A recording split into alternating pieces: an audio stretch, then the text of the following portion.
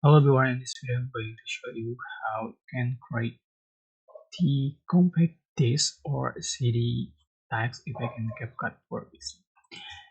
So first you can go to media and select library and select screen and go to text, select the text to add the text. So just for the region it's only with the region of the text and change for the text, for example, and you can change for the font style and font color. Alright, after done, select the clips, right click and create component clip. Go to effect and select um, you can select retro.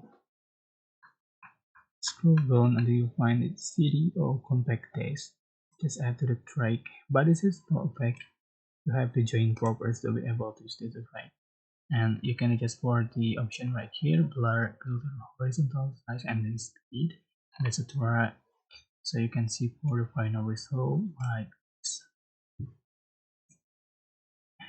Yeah, it's so cool text effect. I hope this tutorial was helpful for you guys. Don't forget to like, comment, share, and also subscribe. If you have any question, please leave in the comment section down below. Thank you so much for watching.